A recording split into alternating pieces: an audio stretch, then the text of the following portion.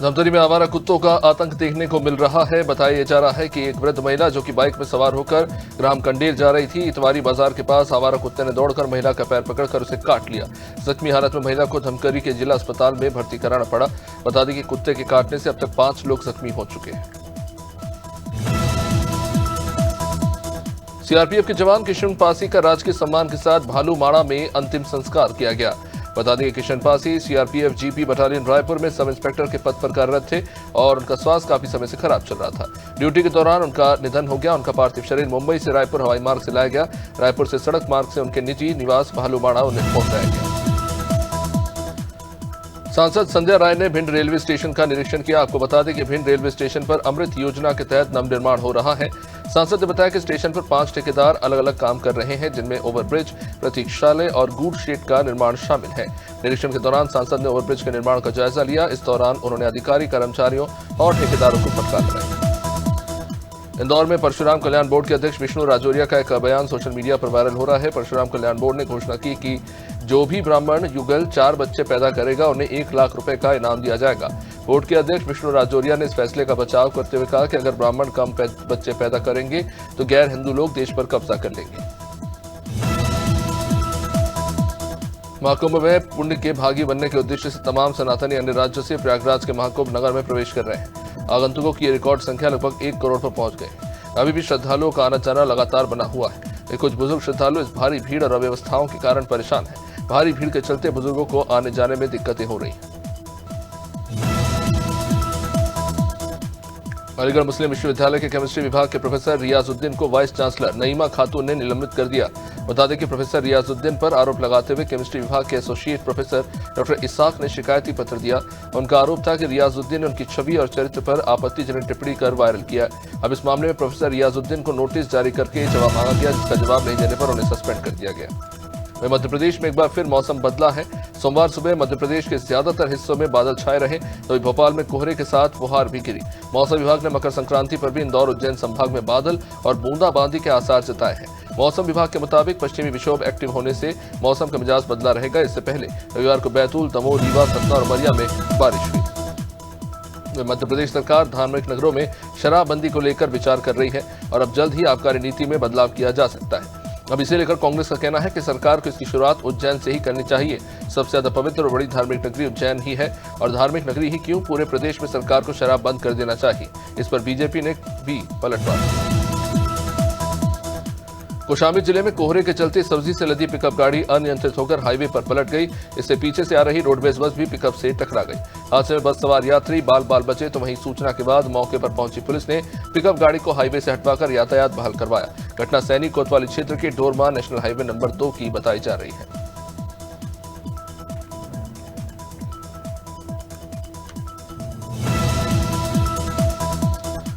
सहारनपुर में गागला हेड़ी देवबंद मार्ग पर एक ही परिवार के 5 लोग जहर खाकर बेसुध हालत में हाईवे किनारे पड़े मिले। इसमें माता, पिता और 3 बच्चे शामिल हैं। एक युवक ने पूरे परिवार को अरोड़ा सीएचसी में भर्ती कराया और पुलिस को सूचना दी। गंभीर हालत को देखते हुए डॉक्टर ने उन्हें जिला अस्पताल के लिए रेफर किया है। फिलहाल परिवार के सदस्यों का इलाज जिला अस्पताल में चल रहा है। परिवार के लोगों ने क्यों जहर खाया, इस बारे में अभी तक कोई जानकारी नहीं।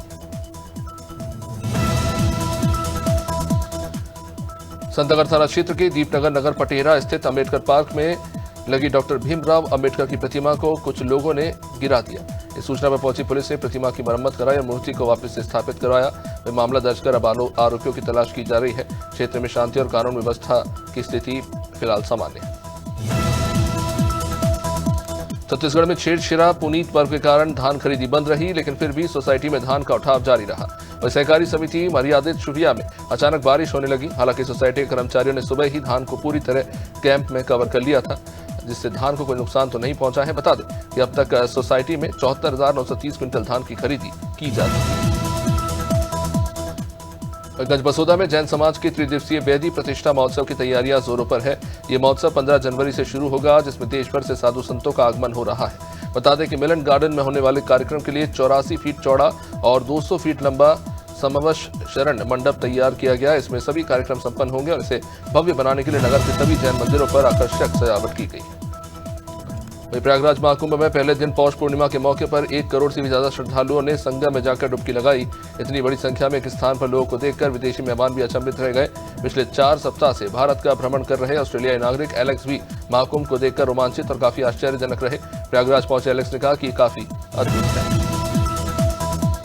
राजधानी रायपुर में मेसर स्वास्तिक रियल्टीज की मोवा ग्राम स्थित मेन रोड की जमीन पर अतिक्रमणकारियों ने कब्जा कर लिया। बताया जा रहा है कि मेसर स्वास्तिक रियल्टीज की भूमि खसरा नंबर 762 के 7155 वर्ग फीट जमीन पर संदीप कुमार राठी, जयंत पटेल, भास्कर वर्मा, ईश्वरी प्रसाद वर्मा, अशोक कुमार सिन्हा और ओम प्रकाश डडसीना ने कब्जा कर निर्माण कर लिया और आरोपियों ने नगर निगम कार्यालय से किसी प्रकार की भवन अनुज्ञा भी नहीं दी। वहीं शिवपुरी जिले के पिछोर क्षेत्र में एक दुखद घटना सामने आई है, जहां पर स्कूल से घर लौट रहे 3 बच्चों पर एक जंगली जानवर ने हमला कर दिया। इस हमले में 6 साल की रितिका बुरी तरह से घायल हो गई, जबकि 2 बच्चे भी बुरी तरह जख्मी हैं। रितिका के पिता ने बताया कि बच्चे को सिर में काफी चोट आई है और उसे 25 टाके आए हैं। घायल रितिका का इलाज फिलहाल शिवपुरी जिला अस्पताल में चल रहा है। बाकी 2 घायल बच्चों को पिछोर अस्पताल में भर्ती कराया गया।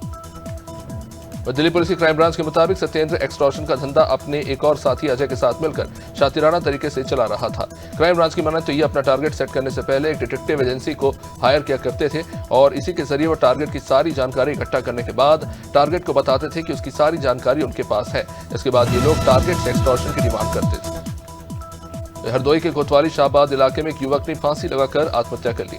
बताते चले कि 35 साल के छोटे नाल ने घर के अंदर फांसी लगाकर अपनी जान दे दी। इस बारे में प्रभारी निरीक्षक ब्रिजेश मिश्रा ने बताया कि युवक के शव को पोस्टमार्टम के लिए भेज दिया गया है। अग्रिम कार्रवाई की जा रही है। शख्स ने यह कमंद क्यों किया, इसके बारे में अभी पता नहीं चल पाया।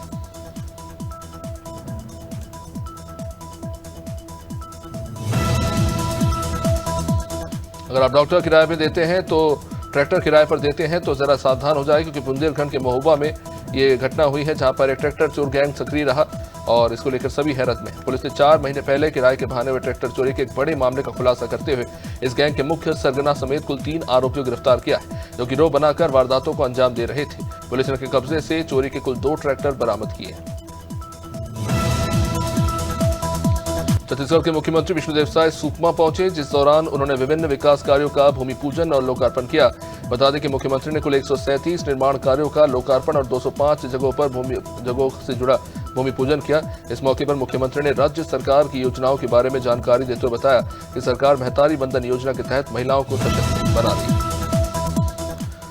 सागर में मकर संक्रांति से एक दिन पहले युवती की डेड बॉडी लाखा बंजारा झील से पुलिस ने बरामद की। एलिवेटेड कॉरिडोर पर लड़की की चप्पल और स्कूटी मिलने के बाद लोगों ने पुलिस को सूचना दी थी। युवती 28 साल की है, जो सोनी परिवार से है, लेकिन युवती ने यह कदम क्यों उठाया, इसका अभी तक पता नहीं चल पाया है। सागर तालाब की खूबसूरती में 4 चांद लगाने वाला एलिवेटेड कॉरिडोर अब कई परिवारों के लिए नासूर बन चुका है। एटा में भाई की बुरी संगत और गाली गलौज से तंग आकर भाई और जीजा ने ही मिलकर 1 लाख की सुपारी दी और युवक की हत्या करवा दी। मृतक की दुकान पर आवारा लड़कों का जमावड़ा लगा रहता था और आए दिन बदतमीजी और मारपीट जैसी घटनाएं हो रही थी। इसके बाद युवक के सर पर रॉड से प्रहार करके उसको नदी में फेंक दिया गया। जेतरा पुलिस ने इस मामले में कार्रवाई करते हुए इसका खुलासा किया।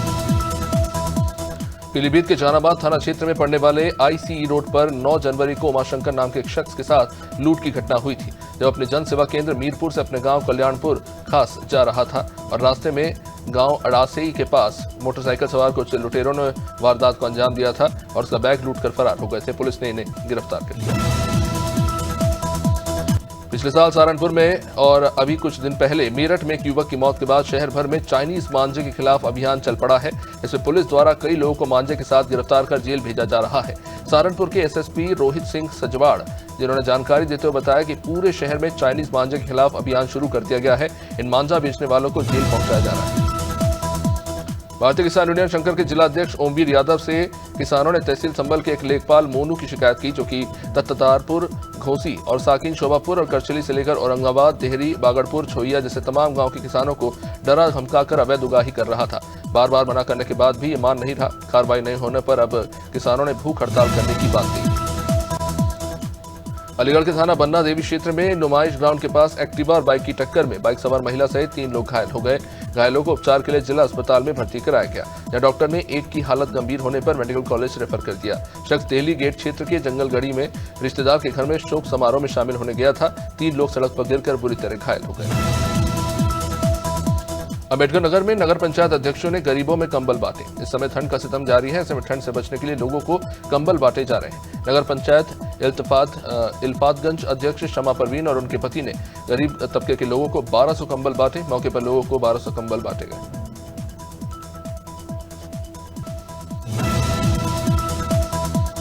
मामला गोवर्धन थाने के अंतर्गत राधा कुंड रोड का, जहां पर एक युवक सुबह करीब 6 बजे गोवर्धन दादा कोर्ट के मार्ग पर आईटी के सामुदायिक स्वास्थ्य केंद्र के बाहर बनी चाय की दुकान पर हाथ सेक रहा था। तभी अचानक उसकी हालत बिगड़ने लगी। उसकी बिगड़ती हालत को देखकर दुकानदार ने उसे अस्पताल तो पहुंचाया, लेकिन चिकित्सकों ने युवक को मृत घोषित कर दिया।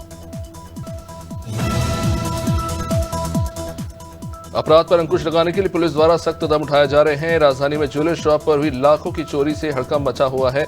चोरी से व्यापारी में भी डर है और काफी निराशा का माहौल भी। लखनऊ के दुबग्गा कोतवाली क्षेत्र में बेखौफ हथियारों से लैस चोरों ने ज्वेलरी की दुकान पर शटर तोड़ा और वारदात को अंजाम दिया। सुनियोजित ढंग से इस पूरी वारदात को अंजाम दिया गया, जिसमें 2 किलो चांदी और 15 ग्राम सोना चोरी हो गया।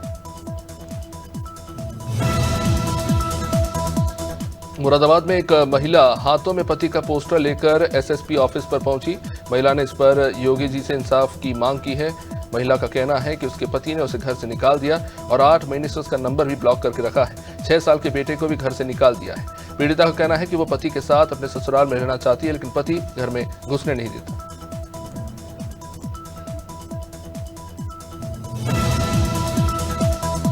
डिडवाना के नंबी जोधा थाना क्षेत्र में खेतों से सिंचाई के उपकरण चोरी करने के मामले में पुलिस ने आरोपी बाबूलाल को गिरफ्तार कर लिया।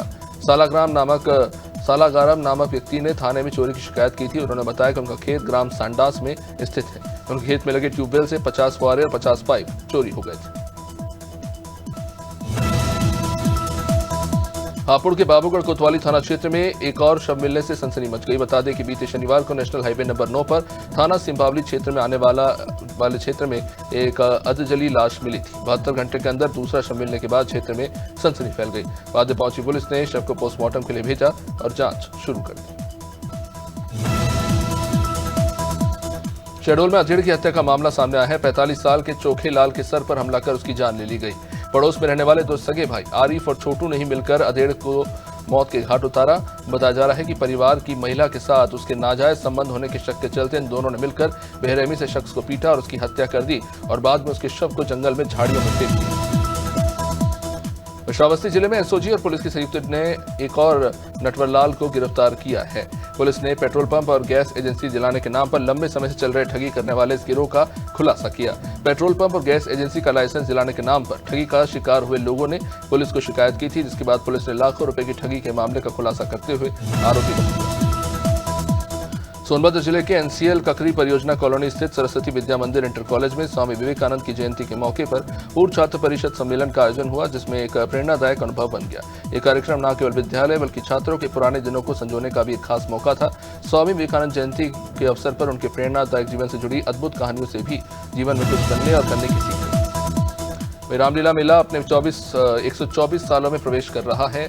सोमवार को समिति के अध्यक्ष और कलेक्टर रोशन कुमार सिंह से लेकर एसपी रोहित कसवानी के अलावा तमाम विभागों के अधिकारी, कर्मचारी और रामलीला मेला समिति के तमाम समितियों के सदस्य मौजूद रहे। मेला परिसर में कलेक्टर और पदेन अध्यक्ष द्वारा विधिवत रूप से भूमि पूजन करते हुए मेले की शुरुआत की गई।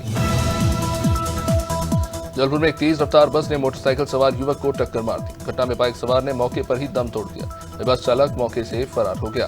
हालांकि पुलिस ने घटनास्थल पर पहुंचने के बाद बस को जब्त कर चालक की तलाश शुरू कर दी, तो वहीं युवक के शव का पंचनामा कर पोस्टमार्टम के लिए भेज दिया गया।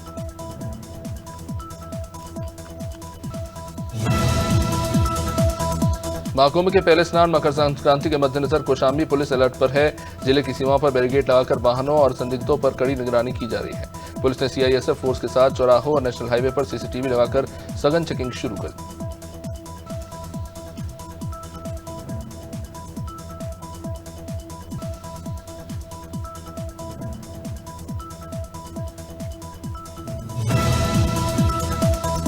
पिछोर पुलिस ने अवैध शराब माफिया पर बड़ी कार्रवाई की। पुलिस अधीक्षक और पिछोर एसडीओपी के मार्गदर्शन में मुखबिर की सूचना पर शराब माफिया पर कार्रवाई करते हुए पुलिस ने 64 पेटी देशी शराब और कई वाहन जब्त किए। साथ ही अवैध शराब परिवहन करते 4 आरोपियों को गिरफ्तार किया।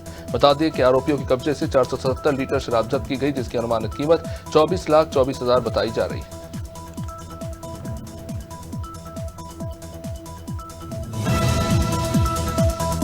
कांग्रेस महानगर अध्यक्ष और मेयर प्रत्याशी पूजा गुप्ता ने प्रेस कॉन्फ्रेंस का आयोजन किया, जिस दौरान महानगर अध्यक्ष ने कहा कि पार्टी हाईकमान ने रुड़की में पूजा गुप्ता के रूप में एक होनहार और कर्मठ प्रत्याशी को उतारा। इस बार रुड़की शहर की जनता इतिहास बदलने जा रही है और कांग्रेस समर्थित प्रत्याशी पूजा गुप्ता भारी मतों से विजयी होंगी।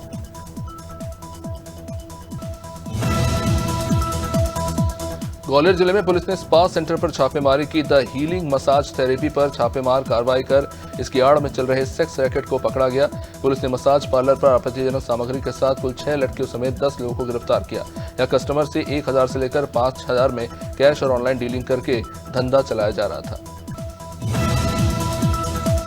प्रयागराज में महाकुंभ के महापर्व का शुभारंभ हो चुका है। पौष पूर्णिमा पर पहला स्नान हुआ। इस मौके पर 1 करोड़ श्रद्धालु संगम में डुबकी लगाते नजर आए। संगम नौज पर हर घंटे में 2 लाख लोग स्नान करते रहे। श्रद्धालु 45 दिन का कल्पवास शुरू करेंगे। संगम नौज समेत करीब 12 किलोमीटर एरिया में स्नान घाट बनाया गया है। मथुरा में महिला श्रद्धालु से पर्स छीनने वाले आरोपियों से पुलिस की गुरुकुल रोड पर मुठभेड़ हो गई। पुलिस की जवाबी कार्रवाई में गोली लगने से एक आरोपी जहां जख्मी हो गया, इसके बाद पुलिस ने उसे अस्पताल पहुंचाया। घायल समेत कुल 2 आरोपियों को पुलिस ने गिरफ्तार किया है।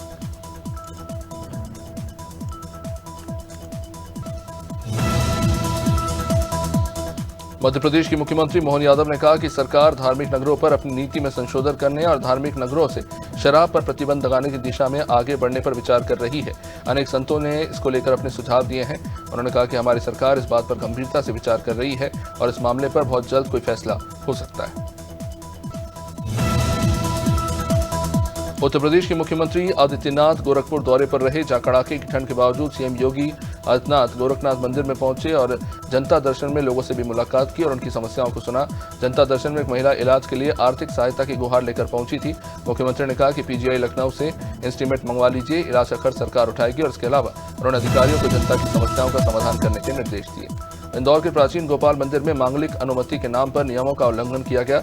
रविवार को एक परिवार ने यहां भव्य शादी समारोह का आयोजन किया। गर्भगृह के सामने हवन कुंड बनाया गया और मेहमानों के लिए शाही बर्तनों में भोजन परोसा गया। अब इस वजह से भक्तों को मंदिर तक पहुंचने में परेशानी हुई। अब इस मामले पर संज्ञान लेते हुए कमिश्नर दीपक ने कलेक्टर आशीष सिंह को इसकी जांच एडीएम स्तर से करवाने के निर्देश दिए। वहीं मध्य प्रदेश के सीएम मोहन यादव का बड़ा बयान आया है। उन्होंने कहा कि धार्मिक नगरों में शराबबंदी को लेकर सरकार विचार करेगी।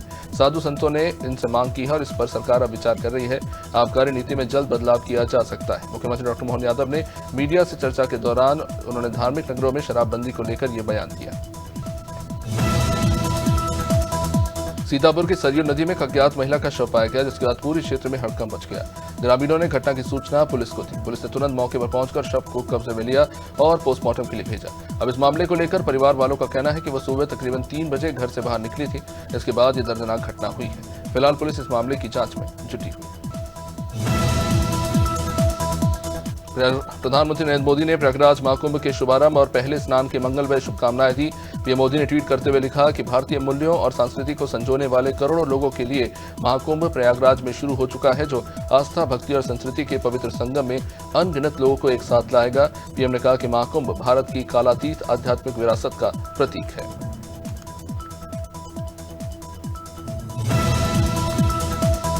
मध्य प्रदेश में नाम बदलने की सियासत जारी है। उज्जैन के 3 गांव के नाम बदलने के बाद अब शाजापुर में 11 गांव के नाम बदले जाएंगे। सभी नाम उर्दू भाषा में थे, अब नामों को हिंदी नामों में तब्दील किया जाएगा। गांव के नामों के साथ ही गांव को जोड़ने वाली 15 सड़कों के नाम भी बदले जाएंगे। अब इसे लेकर बीजेपी का कहना है कि भाजपा सरकार का फैसला जन भावना के अनुरूप होता है। ऐसे नाम जो अप्रासंगिक हो गए हैं उन्हें बदला जा रहा है।